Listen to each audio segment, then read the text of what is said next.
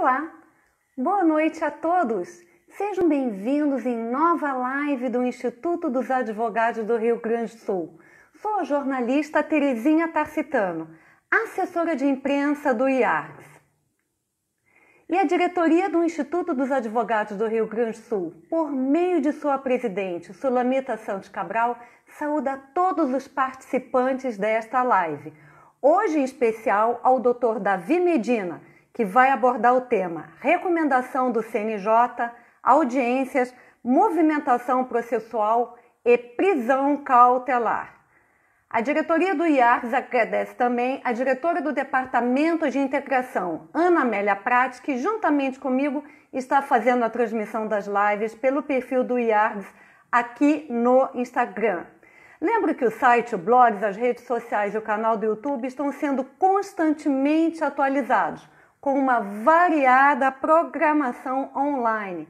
Todas as lives e as videopalestras estão disponíveis no canal do YouTube.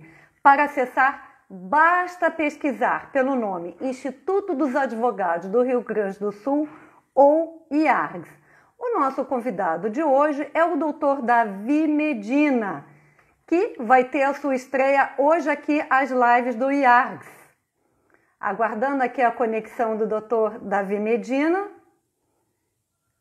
Acho que ele ainda não entrou.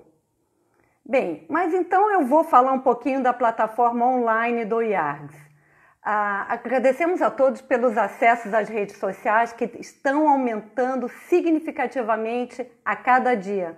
No Instagram estamos com 2.410 seguidores, Facebook com 3.208 seguidores, Twitter 509 seguidores, canal do YouTube com 468 inscritos. Participem da nossa plataforma digital do IARGS. Inscrevam-se no canal do YouTube e cliquem no sininho para receberem as notificações. O IARGS está com todas as atividades sendo realizadas por meio de plataforma digital. Vou pedir a Ana Amélia que veja para mim se o Dr. Medina já está online. Enquanto isso, eu vou falar do que o IARGS está fazendo, porque são muitas atividades com diferentes temas todos os dias da semana. Videopalestras semanais do Grupo de Estudos de Direito de Família todas as terças-feiras. A próxima videopalestra vai ser com o Dr. Daniel Alt da Silva, advogado especialista em Direito de Família, que falará sobre o tema Contrato de Doação no Planejamento Sucessório. Videopalestras quinzenais do Grupo de Estudos Temas Jurídicos Atuais em quintas-feiras alternadas. A de hoje, já postada, é da Conselheira Federal da OAB e associada do IARGS, doutora Beatriz Perufo. Ela fala sobre o tema Desafios da Mulher Advogada, Líder e Empreendedora. Lives do Departamento de Direito Tributário em quartas-feiras alternadas, sempre às 12 horas. Artigo jurídico publicado no blog e no site todas as terças-feiras. O próximo artigo produzido vai ser feito pela advogada Andréa Scheffer, presidente da Comissão de Trânsito da OAB-RS.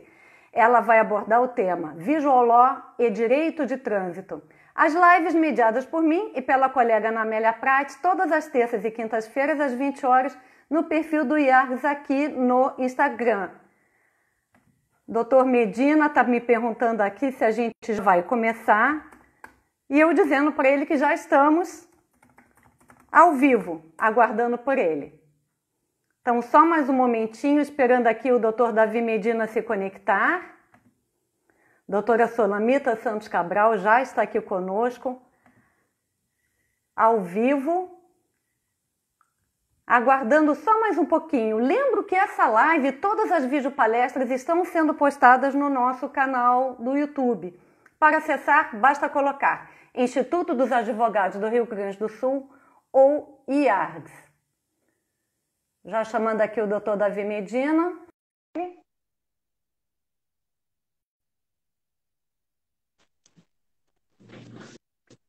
Seja bem-vindo, doutor Davi Medina. Como vai? Muito obrigado, boa noite. Me escutam bem? Tudo certinho. Eu já estava falando aqui sobre a nossa plataforma digital enquanto esperava o senhor se conectar. Maravilha. Mas acho que está ok. Hoje é a sua estreia no IARG. Seja muito bem-vindo aqui nas nossas lives. Essa Muito live vai obrigado. ser postada amanhã no nosso canal do YouTube.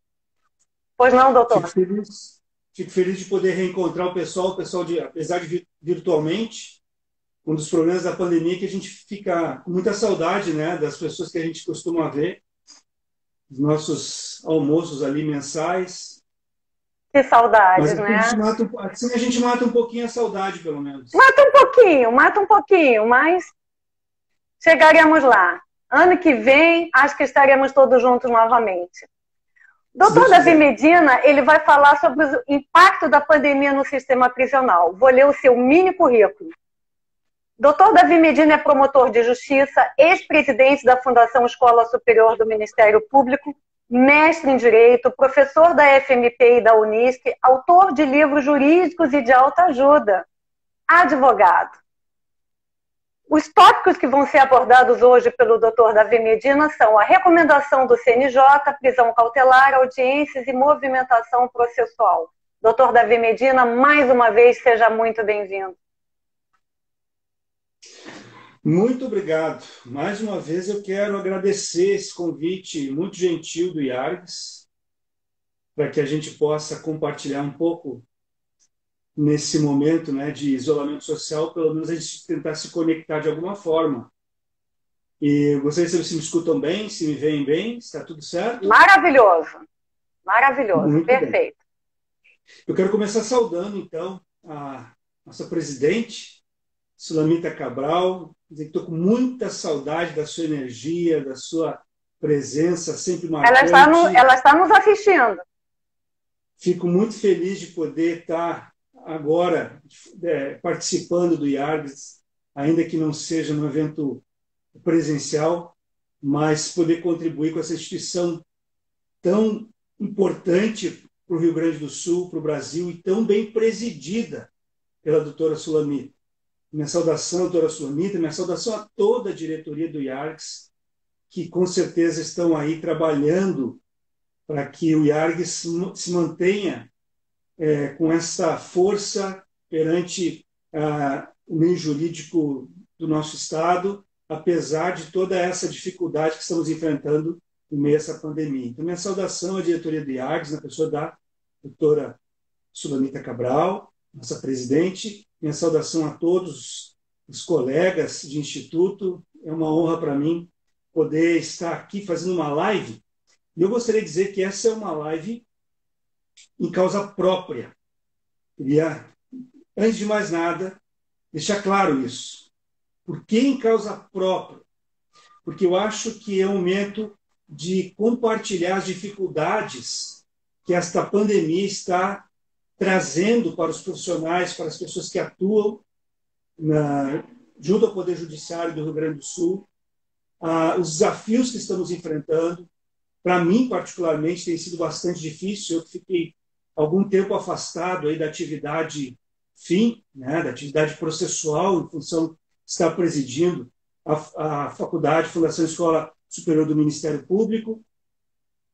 Então, eu retornei já em meio a toda essa dificuldade aí gerada pela pandemia. E tenho certeza que essa é uma dificuldade que não é só minha. Eu imagino que todos os advogados estão passando por muita dificuldade neste momento, por todas as características do enfrentamento que está sendo feito dentro do Poder Judiciário, com muitas inovações, com prazos muitas vezes paralisados. Recentemente começou, então, o retorno, a retomada das atividades processuais. Então, eu acredito que haja uma dificuldade de todos os profissionais, e eu gostaria aqui de compartilhar algumas dificuldades enfrentadas por nós mesmos, né? Por mim próprio. Eu estou atuando lá na oitava vara, junto à oitava vara criminal, e presenciando uma realidade que é de todos os juízes criminais do Estado, de todos os promotores criminais do Estado, de todos os advogados criminalistas, de todos os defensores públicos, enfim, de todos aqueles envolvidos com a justiça criminal aqui no Rio Grande do Sul. Mas essa situação emergencial enfrentada, né, no nosso país, em virtude da pandemia, ela tornou necessária, fundamental, a implantação de mudanças na rotina de todos os brasileiros e com repercussões, evidentemente, nos procedimentos a serem aí adotados pelos nossos tribunais. O Conselho Nacional de Justiça, os tribunais do país, de um modo geral, reagiram prontamente a esse estado de coisas, promulgaram atos normativos, rotinas, estabelecendo rotinas, na tentativa de minimizar o impacto dessa realidade tão difícil para os brasileiros e manter a continuidade do serviço do Poder Judiciário, que é algo muito importante. E aí foram editadas muitas resoluções, recomendações, ordens de serviço, tanto no âmbito nacional quanto no âmbito estadual, aqui do nosso Tribunal de Justiça, e são atos normativos que vão afetar, talvez de forma permanente, a prestação jurisdicional do nosso Estado e do nosso país. Algumas dessas mudanças que eu vou conversar agora um pouco nessa live, elas são provavelmente irreversíveis, tais como a digitalização de autos processuais, né? Os processos físicos se tornam autos digitais. O Poder Judiciário teve que adquirir aparelhamento para que pudéssemos fazer os acessos remotos, para estruturar canais de comunicação virtual da sociedade com os órgãos judiciários. Houve a implantação do trabalho remoto de juízes, promotores, advogados, defensores públicos, enfim, tanto no âmbito da Justiça Federal quanto no âmbito da Justiça Estadual, né, por conta de resoluções do CNJ, especialmente a resolução 313 do Conselho Nacional de Justiça. Claro que ficaram fora aí, no primeiro momento, o Supremo Tribunal Federal, né? Houve também uma forma de atendimento remoto também, de partes, por parte de magistrados, membros do Ministério Público, advogados tiveram que atender seus clientes remotamente, e especialmente o Poder Judiciário teve que se reestruturar para isso, teve que buscar formas de fazer isso. Imagine a digitalização de processos físicos, é algo extremamente trabalhoso, né? Não é fácil pegar processos, porque o processo hoje ele nasce no ambiente virtual, mas depois ele é transformado em papel. E a dificuldade agora do Poder Judiciário é transformar novamente este papel em autos digitais, em peças digitalizadas. Nós tivemos aí mais recentemente as sessões de julgamentos virtuais também previstas nas resoluções do Conselho Nacional de Justiça, resoluções 313, 314, 318, julgamentos, audiências por videoconferência, audiências de instrução virtuais, com a presença de testemunhas, com a presença de vítimas, com a presença de réus presos. Aí entra todo um reaparelhamento, inclusive, do sistema prisional, para que isso possa ser levado a efeito. Então, muitas coisas aconteceram, inclusive, mais recentemente, esta ferramenta Cisco Webex, que tem sido fundamental para a realização das audiências virtuais, né? E aí fomos retomando gradualmente as atividades processuais, né? E sempre dando preferência pela realização da videoconferência, né? Agora, recentemente, né, atendendo uma solicitação da Ordem dos Advogados do Brasil, o CNJ, então, está editando uma resolução muito recente, eu nem consegui ler ela ainda, mas que vai viabilizar a presença das testemunhas, pelo menos fisicamente, no espaço do Poder Judiciário, para que possa ser garantida a imparcialidade do depoimento, uma medida bastante importante aí, adotada pela Ordem dos Advogados do Brasil. Então, fazendo uma breve introdução, mas também uma cronologia, a gente pode pensar, por exemplo, tudo começou lá em março, né? Lá em março, É em março. nós tivemos a resolução número 1 do Tribunal de Justiça do Rio Grande do Sul, aqui no nosso estado, que adotou medidas preventivas, mas nesse momento não suspendeu as atividades processuais. Essa é uma resolução do dia 13 de março. Então, havia, nesse primeiro momento, uma preocupação do Tribunal de Justiça do Estado, né? Mas não chegou a haver ainda, nesse momento, uma suspensão de prazos. Aí, por meio da resolução de 2 de 2020, ainda em março, aí sim, o Tribunal de Justiça suspendeu os prazos e as apresentações de réus presos e limitou o ingresso em casos de audiências reputadas urgentes pelo magistrado. E aí nós já tivemos o grande primeiro impasse por conta da pandemia. O que pode um magistrado reputar urgente? Afinal de contas, como eu trabalho numa vara criminal tudo é urgente. O que nós temos lá, a maioria dos processos são processos de réu preso. Processos de réus presos não podem esperar. Processos de réus presos precisam, de alguma forma, tramitar, porque a gente tem o princípio da duração razoável do processo.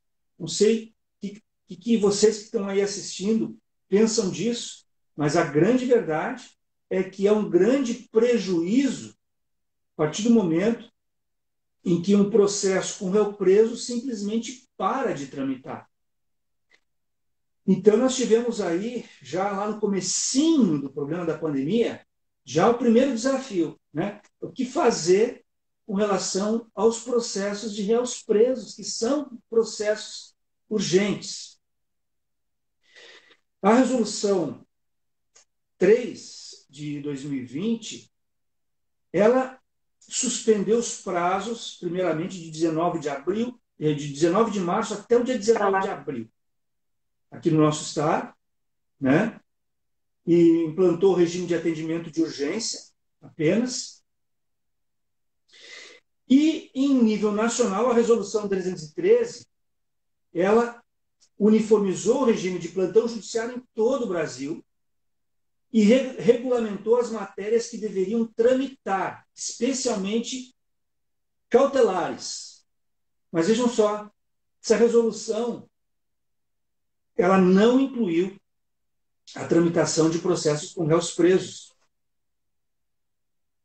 Então, nós tínhamos aí uma situação muito difícil, porque processos com réus presos, que devem ter uma tramitação célere, por causa do princípio da duração do processo, especialmente, claro que esse princípio ele não se aplica apenas a réus presos, se aplica a todos os réus, mas a gente sabe o quanto é premente a realidade de quem está preso esperando uma decisão. E, infelizmente, na resolução 313, não foi estabelecida a tramitação de processos de réus presos. Foi estabelecida a tramitação de cautelares em geral, de onde a gente pode inferir que a prisão seria uma necessidade de tramitação urgente, porque os processos em que tem prisão são processos com cautelares que estão decretadas, mas já decretadas, não estão pendentes de decretação. Então, a verdade é que o que tramitou foram apenas os pedidos de liberdade e não a marcha processual. O processo não teve marcha processual porque ele seguia com os prazos suspensos por força dessa resolução. Em maio, em 30 de março, o Tribunal de Justiça do Rio Grande do Sul autorizou a realização de sessões e audiências virtuais. Sim. E o CNJ, a partir da resolução 314, dia 1º de maio, determinou a retomada dos prazos dos processos eletrônicos. eletrônicos a partir de 4 de maio. Mas vejam bem, processos eletrônicos, não havia processos eletrônicos no Rio Grande na Justiça Estadual do Rio Grande do Sul.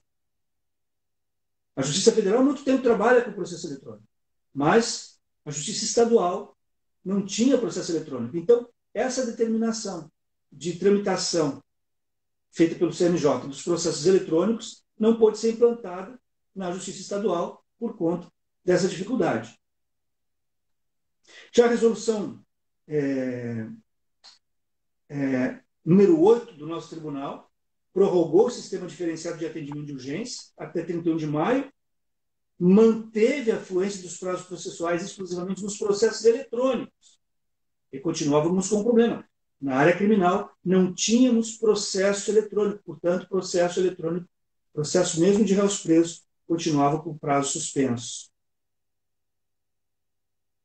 Em 5 de junho, o Tribunal de Justiça do Rio Grande do Sul editou a Resolução 10, estabelecendo que a partir de 29 de junho de 2020 seriam retomados os prazos processuais dos processos físicos. Aí vimos uma luz no fim do túnel, com a retomada dos prazos processuais. E com a Resolução 11, de 24 de junho, o Tribunal de Justiça do Rio Grande do Sul alterou para 15 de julho de 2020 a fluência dos prazos processuais. Então, protelou um pouquinho mais a fluência do prazo nos processos físicos, conforme já tinha previsão lá na Resolução 10. E aí passamos a ter essa questão da movimentação processual na pandemia. Os processos físicos ficaram com prazo suspenso desde 19 de março até 15 de julho. Março, abril, maio, junho, julho. 5 meses parados, processos criminais, processos de réus presos, não fazíamos audiência. Então, em julho, retomamos as audiências dos processos de réus presos que haviam parado em março, graças à implantação do sistema VBEX, que nós mencionamos agora há pouco.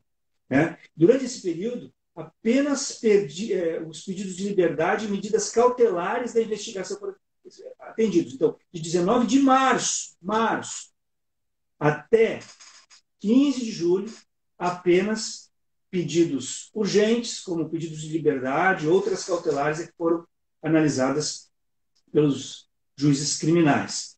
E como nós fizemos isso? Bom, podem imaginar a falta que faz uma plataforma digital, né? E é por isso que eu vou devolver um pouco a palavra para a Terezinha, para ela falar sobre essa plataforma digital do nosso IARCS. Depois eu volto para contar como que a gente estava resolvendo isso durante o período de suspensão dos prazos. Claro, claro. O senhor está fazendo uma excelente retrospectiva de tudo que foi feito pelo Poder Judiciário até esse momento que estamos agora. Antes, quero lhe dizer, a doutora Sulamita Santos Cabral colocou que a alegria com a presença do caro amigo Davi Medina salienta a presença da doutora Isabel Beck, do doutor Tiago Kidrick. Inicialmente falei um pouco aqui sobre a plataforma digital do IARGS, mas vale a pena falar de novo, porque os temas são sempre diferentes ao longo de mais de 6 meses que estamos trabalhando aqui por meio digitais. Nós temos as videopalestras semanais do Grupo de Estudos de Direito de Família todas as terças-feiras. A próxima videopalestra vai ser com o Dr. Daniel Alt da Silva, advogado especialista em direito de família, e ele vai falar sobre contrato de doação no planejamento sucessório. Temos também as videopalestras quinzenais do Grupo de Estudos Temas Jurídicos Atuais, em quintas-feiras alternadas. A videopalestra de hoje é da conselheira federal da OAB e associada do IARGS, doutora Beatriz Perufo, que inclusive fez uma homenagem à doutora Sulamita Santos Cabral. Vale a pena conferir. Ela falou sobre desafios da mulher advogada líder e empreendedora. Lives do Departamento de Direito Tributário em quartas-feiras alternadas sempre às 12 horas. Artigos jurídicos publicados no blog e no site todas as terças-feiras. O próximo artigo será produzido pela advogada Andréa Scheffer, presidente da Comissão de Trânsito da OAB-RS, sobre o tema Visual Law e Direito de Trânsito. E, claro, as lives mediadas por mim e pela querida Ana Amélia Prates, todas as terças e quintas, a partir das 20 horas, no perfil do IARGS, aqui no Instagram. Lembro que todas essas lives e videopalestras estão sendo postadas no canal do YouTube do IARGS. Para pesquisar, basta colocar Instituto dos Advogados do Rio Grande do Sul ou IARGS. Então, você está vendo, doutor Davi Medina, como estamos, assim, repletos de atividades online, né? É o IARGS se reinventando nessa pandemia. Que maravilha, né? Na verdade, eu acho que essa é uma característica que vai ficar, né? Talvez a gente vai ter que, todos nós vamos ter que nos reinventar, né, a partir dessa pandemia. E que alegria saber que o IARGS está mantendo, né, de forma tão atuante as suas atividades, porque eu acho que é muito importante que a gente se mantenha dentro do máximo possível de normalidade, apesar das dificuldades que estamos enfrentando, né, porque nós não podemos parar, nós não podemos simplesmente parar, especialmente nós todos que atuamos aí com prestação da justiça, que é um serviço tão essencial para a população, para a comunidade, e nós precisamos nos manter atualizados, nós precisamos nos manter presentes, né, e otimistas, sobretudo. Né, otimistas, muito importante. Com certeza a gente vai tirar nós vamos tirar, claro que é inegável, indiscutível o luto, né, estamos sofrendo, muitos de nós, mas é inegável também que estamos, de certa forma, passando por um momento, a humanidade como um todo, de grande aprendizado.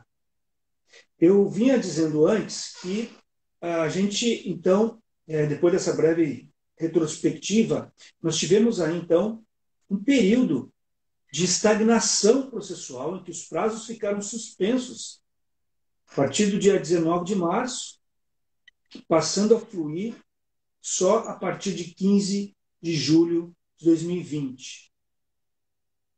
Nesse período de março, abril, maio, junho, julho, 5 meses, nós tínhamos que examinar pedidos urgentes, pedidos cautelares. Na minha opinião, especialmente processos de réus presos teriam que tramitar, mas com a suspensão de prazo, não tramitaram. O que tramitou foi apenas pedido de prisão, pedido de cautelar, apresentações urgentes da autoridade policial.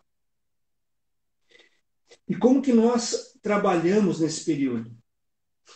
Acreditem ou não, esse foi um período em que nós trabalhamos por e-mail. Por e-mail. Como não tínhamos ainda o processo digital aqui no Rio Grande do Sul, o processo digital implantado. O que aconteceu foi que nós tínhamos que tramitar peças por e-mail. Então, o pedido era digitalizado, enviado para o Ministério Público por e-mail, o advogado fazia o seu pedido, protocolava, né, por e-mail no cartório, apresentava ele diretamente no cartório, fisicamente, o cartório digitalizava, mandava por e-mail para o Ministério Público, digitalizava as peças do processo físico, mandava ao Ministério Público, aí eu fazia meu parecer, aí depois do meu parecer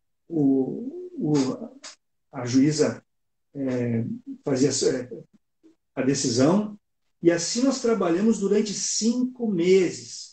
Eram inúmeros pedidos por dia. Nós temos ali, na vara criminal, 130 processos de réus presos.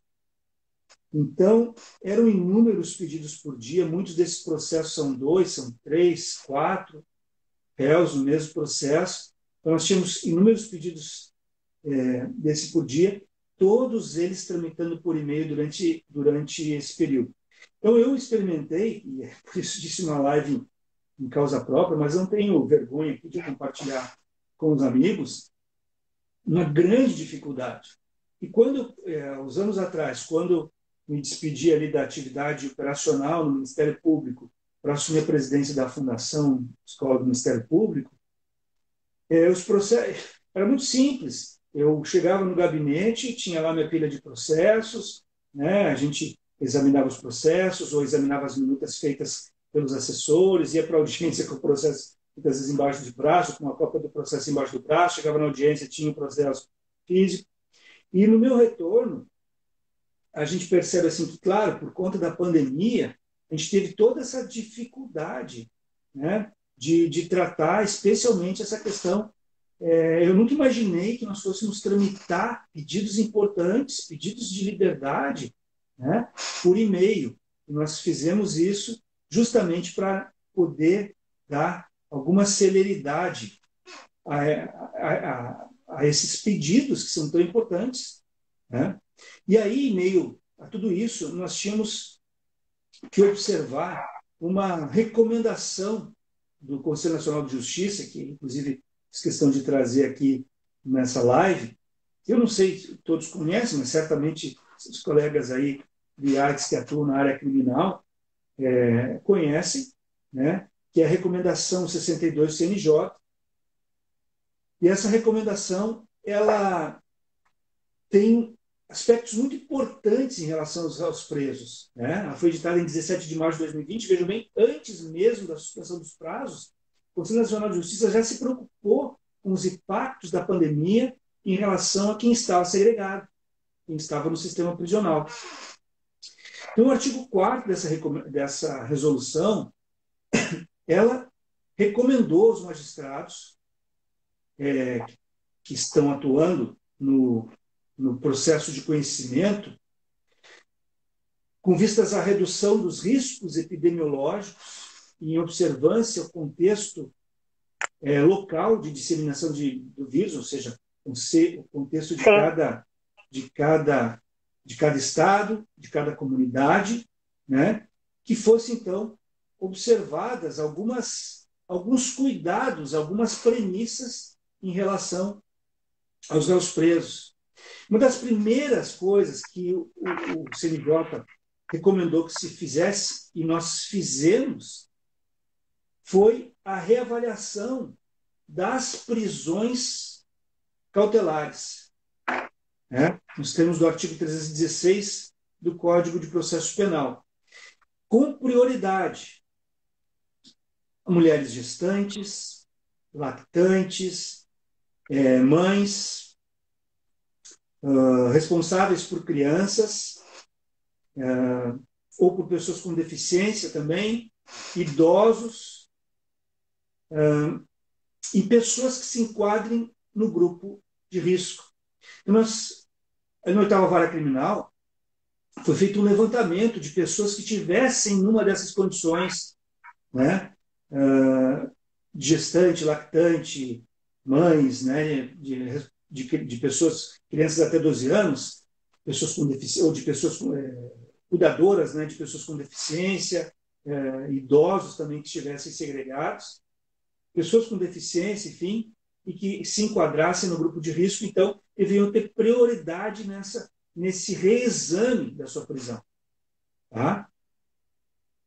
E aí uma questão importante, né, porque pessoas presas em estabelecimentos penais com capacidade superior, com lotação superior à sua capacidade, que não disponham de equipe de saúde lotada no estabelecimento, ou estabelecimentos com ordem de interdição, com medidas cautelares determinadas por órgãos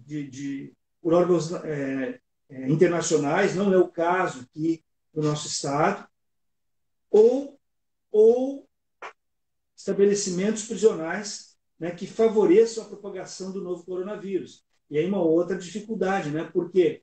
Porque a maioria dos nossos estabelecimentos prisionais estão com a capacidade, com a lotação acima da capacidade, né? Então, isso evidentemente exige que se dê um olhar também especial para isso.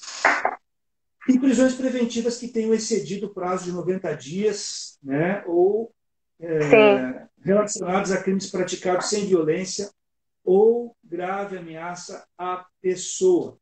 E aí a gente quer fazer uma ressalva aqui, que os únicos crimes né, em que existem pessoas presas sem que haja violência ou grave ameaça à pessoa no tráfico de drogas. Por que isso?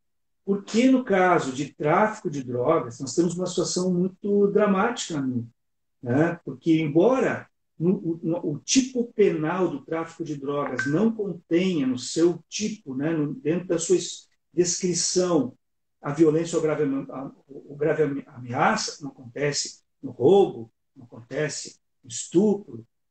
Nós sabemos que isso é uma opção do legislador, porque não faria sentido se só houvesse tráfico, se houvesse também violência, né, ou grave ameaça à pessoa. O tráfico de drogas não precisa desses componentes, desses elementos dentro do tipo penal. Nós sabemos que o tráfico de drogas ele está vinculado a uma rede que se alimenta, que se nutre de extrema violência. Né? Eu, por exemplo, tenho uma testemunha que eu encaminhei ao Programa de Proteção de Testemunhas, ao Protege. Eu mesmo encaminhei. Né? Lembro até hoje, um sábado de manhã, atendi ela, né, com a família toda dela. Toda a família foi expulsa de casa em função de uma situação de invasão de traficantes que tomaram a casa dessa família inteira, né? Ele trabalhador, um funcionário aqui de Porto Alegre, né? Ela é uma vendedora com 2 crianças pequenas, saíram de casa, foram expulsos de casa por 3 pessoas armadas, né? Sob ameaça de morte e sob comando de um líder de facção. Então, o tráfico de drogas ele acaba sendo, né, uma infração penal diferenciada. Evidentemente que a gente precisa ter muito critério. Existem algumas situações de tráfico que, evidentemente, não vão demandar a prisão provisória. Então, aí a gente tinha uma situação, né, muito clara de que as únicas pessoas presas por crime sem violência ou grave ameaça à pessoa eram aquelas realmente, né, que estavam sendo acusadas por tráfico de drogas. Então, nós fizemos essa reavaliação e é importante salientar o seguinte, né, que a recomendação do CNJ não era para que essas pessoas fossem soltas. A recomendação do CNJ é para que fosse reavaliada a necessidade da prisão. Existem dúvidas em relação a isso, né, doutor? E existe uma polêmica em relação a isso, né, de soltar presas, né? Existe por quê? Existe por quê? Porque é dramático, né? A gente numa visão, se a gente tiver um enfoque humanitário, a gente fica com essa dificuldade de conceber que eles estejam presos, porque é naturalmente um ambiente de aglomeração. Né? Claro. É naturalmente um ambiente em que ocorre uma facilitação da proliferação.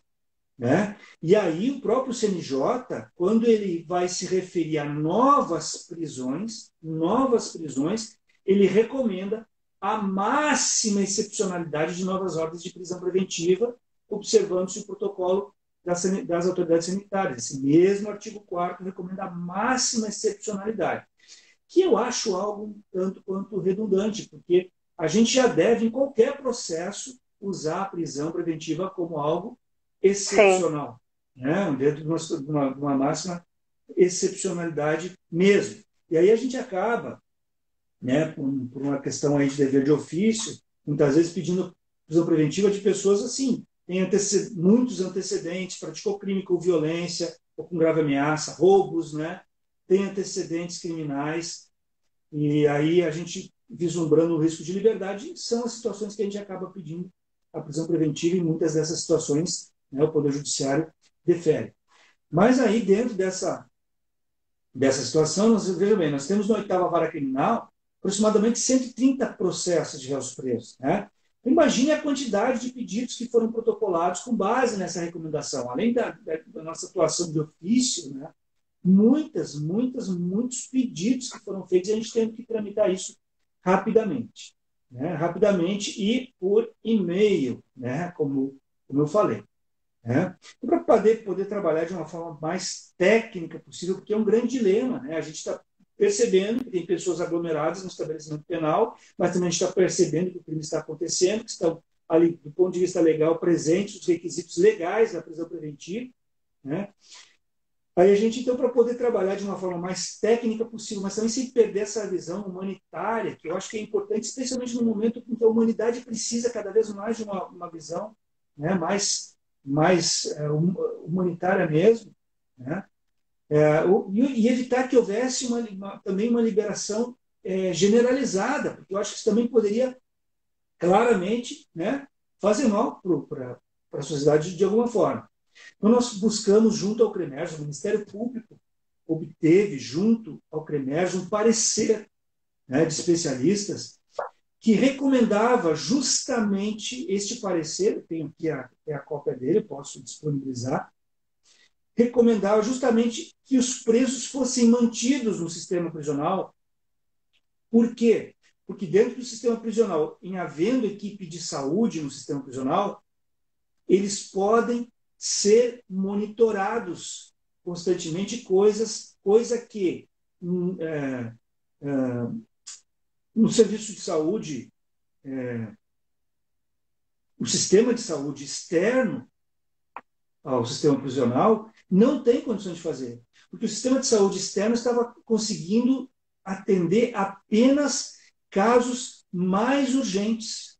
Então, seria, segundo o parecer do CREMERS, mais salutar, do ponto de vista, inclusive, de atendimento às políticas públicas de não propagação do vírus, que não se soltasse pessoas desnecessariamente só por conta da situação em si de pandemia, a não ser que houvesse efetivamente, né, o risco de contaminação, ou que fosse uma pessoa já em situação de risco, ou uma situação já de contaminação. Por outro lado, o sistema de saúde não conseguiria, segundo o CREMERS, absorver uma massa que fosse de uma hora para outra liberada e se tornasse, e passasse, ao invés de utilizar as equipes de saúde que estão disponibilizadas no sistema prisional, passasse a utilizar o sistema de saúde externo, e então não haveria absorção disso por parte do sistema de saúde. Então, de um modo geral, o CREMERS, ele disse, olha, não soltem porque existe uma pandemia e pode haver contaminação. Soltem se houver efetivamente alguma pessoa contaminada, alguma pessoa no grupo de risco, né? Aí sim. Então, dentro desse critério, a gente tentou fazer o balanço. A gente continuou fazendo as revisões das prisões, todas, mas também a gente evitou fazer uma soltura generalizada em virtude da pandemia, né? Então, aqueles casos que efetivamente se enquadravam, pessoas de grupo de risco, né, mães, né, mães de crianças até 12 anos, enfim, aquilo tudo que eu já mencionei anteriormente, idosos, deficientes, pessoas que estivessem nessa condição, ainda mesmo que estivessem presentes ali formalmente os requisitos da preventiva, a gente concedeu, então, a prisão domiciliar e a gente concedeu a dispensa, né, nos casos de liberdade provisória, a gente, atendendo a recomendação, a gente dispensou, inclusive, do comparecimento. Normalmente, quem recebe a liberdade provisória, né, em uma preventiva revogada, tem que comparecer periodicamente ao Poder Judiciário e se apresentar. Então, nós dispensamos essas apresentações também, de acordo com o que previa essa recomendação, né? Então, o próprio Poder Judiciário acolheu, né, nesse sentido de não fazer soltura genérica. Inclusive, houve uns habeas corpus que foram impetrados. A orientação do Tribunal de Justiça nesses habeas foi no sentido de que não basta a alegação genérica da pandemia, né, é preciso demonstrar um risco efetivo, né, para que a pessoa, então, tenha direito a responder o processo, receba de novo, né, a revogação da preventiva e possa responder o processo de liberdade, desde que seja comprovado um risco efetivo. Muito bem explicado, doutor Davi Medina. Quero só lembrar aqui que a doutora Ana Lúcia Piccoli, que é a nossa diretora do IARGS, ela colocou, doutor Davi Medina, parabéns, muito bom lhe assistir. Registrando também a presença da doutora Roberta Schaum, da doutora Melissa Teles E a doutora Roberta Chão, ela colocou, teve uma explicação do CREMES sobre esse laudo após pedidos da CRIERGS e da Abracrim. Ela colocou aqui. Desculpa lhe interromper, que às vezes tem algumas mensagens e é importante colocar, né? Então, esse laudo foi uma das possibilidades que preciso entender que isso é um desafio para todos nós, né? É um desafio para todo mundo tentar conciliar, né? O Ministério Público ele precisa conciliar dentro do processo as garantias do acusado e ele precisa também olhar para as questões da sociedade. É uma tarefa que tem que ser feita. Então, a gente precisou, né, recorrer a isso, porque nós também não temos formação médica. Nós também não sabemos, assim como muita gente não sabe exatamente qual é o real impacto, né, do Covid-19 das pessoas. Nós sabemos que muitas pessoas morrem, mas nós sabemos que muitas pessoas nem sintomas demonstram depois de infectadas. É um comportamento muito diferente e que nos pega a todos nós assim, sem saber exatamente o que fazer. Então a gente precisa. Eu particularmente, eu nunca fui a favor de colocar no processo o achômetro, o achismo. Eu acho que o processo não é um lugar para achismos, não é um lugar para convicções pessoais. O processo é um lugar para se realizar justiça, para servir o interesse público, para servir o interesse individual do acusado, da pessoa que está sendo acusada. É algo muito sério que se trabalha isso. Eu tenho, como professor, eu tenho esse compromisso de perguntar para qualquer um dos meus alunos, vão saber que eu jamais entrei numa sala de aula para doutrinar aluno, jamais, né? Tanto que agora a gente está fazendo estudos de caso aí, e sempre existe a liberdade para assumir uma ou outra posição, mais acusatória ou mais defensiva. Eu sempre digo assim, o importante é que a gente saiba fundamentar tecnicamente essas coisas. Então, eu acho que o objetivo aí do processo é realizar a justiça, atender o interesse público, também atender o interesse individual. E eu sou contra, como eu estava dizendo, o achismo. Eu acho que o achismo, o processo tem que sempre ser evitado. E eu acho que esse parecer do CREMES, ele acaba dando um certo norte, né, para que se possa trabalhar. E aí a gente continuou, né, como é que ficou a situação, assim, em termos concretos. Toda aquela pessoa que houve um risco demonstrado, né, de contaminação, uma fragilidade, uma necessidade efetiva dentro dos critérios estabelecidos na recomendação, todas essas pessoas foram soltas e não havendo, então, um enquadramento numa dessas situações previstas aí na recomendação, não houve a soltura, porque a recomendação ela não propunha uma soltura genérica, né, por conta da pandemia. Ela propunha apenas que reexaminássemos e fôssemos o mais criteriosos possível, e nisso foi muito boa a intervenção do Conselho Nacional de Justiça, porque, na verdade, ele não cerceou a liberdade de membros do Ministério Público, de magistrados, ele simplesmente traçou diretrizes, né, para que a gente realmente pudesse trabalhar com um pouco mais de segurança dentro dessa situação de pandemia. E, felizmente, ali em agosto, porque havia uma grande preocupação, nós estávamos muito bem, nós estávamos apreciando pedidos de liberdade, nós estávamos ali tentando não permitir que pedidos de liberdade demorassem para ser decididos, mas a gente ainda estava com esse problema dos processos de réus presos que estavam parados. Então, são pessoas aí com muito tempo já presas, tem gente aí que foi presa em dezembro e continuava presa em agosto. E a gente tinha essa preocupação, né, de fazer esse processo tramitar. Algumas pessoas foram soltas, né, por conta do excesso de prazo, outras não, sob o argumento de que se trata de uma situação de calamidade pública e, portanto, não é um atraso, uma demora injustificada. Na verdade, toda a humanidade está sofrendo de alguma forma com a pandemia, né? E uma das coisas que uma das consequências da pandemia foi, infelizmente, atrasar os processos. E eu acredito que esse atraso se deveu a uma particularidade. Nós não tínhamos uma plataforma digital para fazer esse processo tramitar. A partir do dia 3 de agosto de 2020, esse problema foi resolvido. A partir do dia 3 de agosto de 2020, foi implantado finalmente o processo eletrônico na Justiça Estadual, no crime, né, na área criminal, aqui no Rio Grande do Sul.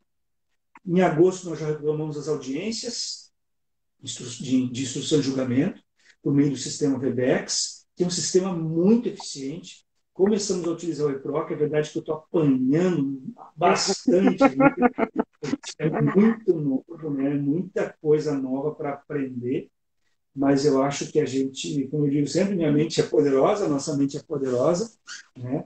E a gente vai, com certeza, tirar de letra isso. O importante é que agora a gente tem a ferramenta para fazer esse processo tramitar, né? Já estamos com muitos processos já encerrados, felizmente, graças a essa ferramenta. Estamos ainda em um período de adaptação, é verdade, é um novo paradigma, né, de atuação. Ainda é um novo paradigma. E o processo físico, diante desse novo paradigma, né, ele tende a deixar de existir. E para nós é uma novidade, embora muitos que atuem na Justiça Federal, os advogados, os colegas IARGS que atuam na Justiça Federal, com certeza já estão aí com um doutorado aí no manejo dessa ferramenta. A gente aqui na Justiça Estadual ainda apanha um pouquinho. Mas todo mundo teve que aprender isso de qualquer forma, né, doutor? Porque esse ano não restaram dúvidas, né, sobre essa questão digital. E só vou lhe interromper mais um pouquinho para dizer que o doutor Alfredo Guilherme Engler colocou ótimos esclarecimentos. A doutora Marineida, parabéns, Iargis e toda a equipe, parabéns, doutor Davi, tema relevante, muito bem abordado. A doutora Gisele Cabral, parabéns, professor Davi, excelente explanação. Não vou lhe interromper toda hora, né, mas a doutora Roberta Chão colocou que está todo mundo apanhando. Porque essa questão digital, todos os advogados tiveram que, de uma certa forma, engolir, né? Não há como ser diferente no momento, né? A digitalização de todo o processo, quem não tem processo eletrônico, fica difícil, né? Relacionado ao processo físico. Sim, doutor, desculpe lhe interromper, lembrando que temos mais 8 minutos. Eu agradeço, eu agradeço, eu me sinto tão acolhido sempre no IARGS, né? E fico tão feliz aí com os comentários que foram feitos aí, doutora Roberta, né? Doutora Gisele, enfim, todos os comentários são muito gentis. Acho que, como eu disse, né, é uma live muito em causa própria para expor um pouco a dificuldade que a gente está passando, mas também, como eu disse no início, com certeza muitos colegas estão passando aí, né? Porque a gente é um aprendizado novo, um aprendizado completamente novo. E eu não sei se alguém tem alguma pergunta, se gostaria de fazer alguma pergunta, algum esclarecimento antes da gente concluir, antes da gente finalizar. Eu fico à disposição para algum esclarecimento, alguma pergunta. Eu procurei fazer um apanhadão assim, de tudo que a gente passou, de tudo que aconteceu nesse período aí, né? Se tiver alguma pergunta, eu fico à vontade. Bom, então, o doutor Medina está se colocando à disposição se alguém quiser fazer alguma pergunta. Lembrando que ele hoje está fez uma retrospectiva, aliás, vamos dizer, uma super aula, né, do professor e advogado Davi Medina. Ele está falando sobre a recomendação do CNJ, audiências, movimentação processual e prisão cautelar. Né? E gostaria que o senhor pudesse fazer os seus comentários finais relacionados à estreia da sua live no dia de hoje. Que nos deixa muito honrados, com certeza. Fico feliz de ter podido compartilhar um pouco dessa realidade, né? Recapitulando um pouquinho, então, falei de todas essas mudanças que foram implementadas nesse período, né? O trabalho remoto, todo o atendimento telepresencial, o problema da digitalização de processos, julgamentos virtuais, sessões de julgamento por videoconferência, audiências, todas essas coisas novas que foram feitas, começando lá em março, né, quando começou todo o problema da pandemia, a paralisação dos prazos processuais, com uma retomada só em agosto, né? E nesse período todo tendo que resolver pedidos urgentes nos processos, embora os processos com prazo de réus presos tivesse a tramitação suspensa, os pedidos continuavam entrando, pedidos urgentes, pedidos de liberdade, pedidos de outras cautelares, representações policiais que a gente tinha que examinar, e durante todo esse período temos que fazer isso, né, por e-mail, né, tramitando petições, pareceres, decisões por e-mail, né? Sentindo muita falta de um ambiente virtual. Eu imagino. Com certeza. Né? A doutora Maria Helena Gonçalves, desculpe, não queria lhe interromper. Ela colocou tema oportuno e com excelente explanação, e o doutor Alfredo Guilherme Engler pergunta se as audiências de custódia foram efetivadas. As audiências de custódia estão sendo efetivadas pelo meio virtual. Pelo sistema Webex. Certo. É um sistema extremamente eficiente. Eu estou gostando muito de fazer as audiências virtuais. Qual é a sua opinião a respeito, doutor? O que o senhor está achando das audiências virtuais? Qual a sua avaliação? Não, eu acho ela muito positiva, no sentido de que ela evita, veja bem assim, todo um deslocamento do preso.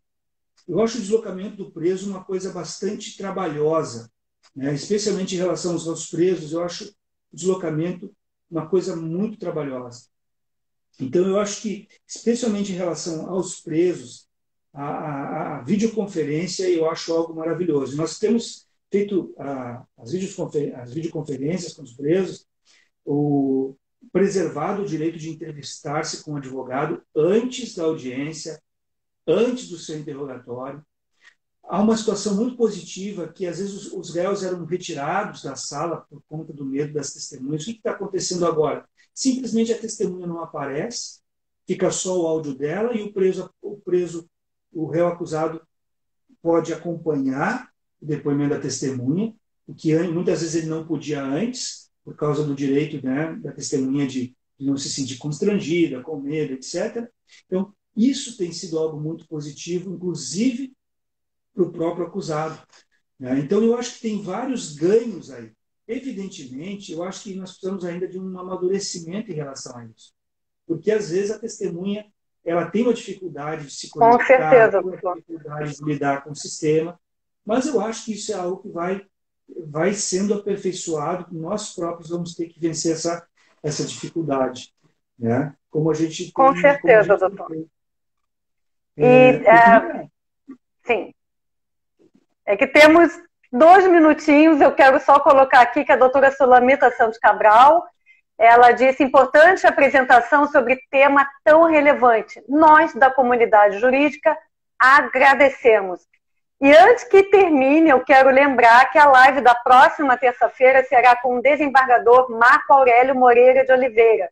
Ele falará sobre a ética no uso das togas. Doutor, suas considerações finais, porque temos aí 1 minuto. Então, essa pandemia é motivo de muita dor, né? De muita tristeza, de muito luto, sem dúvida. E, por conta disso, todos nós estamos esperando o fim da pandemia. Mas, ironicamente, nós já sabemos que o fim da pandemia vai ser provavelmente um novo começo para a humanidade, a partir de todo o aprendizado, de todo o amadurecimento, inclusive espiritual, que a humanidade está passando por esse período. Muito a aprender, doutor. Essas conquistas que nós fizemos no âmbito tecnológico certamente vieram para ficar e nós vamos poder utilizar posteriormente e tomara que nossos avanços espirituais sejam tão grandes. Com certeza. Para quem não sabe, doutor Medina também escreve livro de autoajuda. É advogado e um excelente escritor também, não só jurídico, mas de livro de autoajuda. E eu já conheço. Doutor, estamos terminando 10 segundos.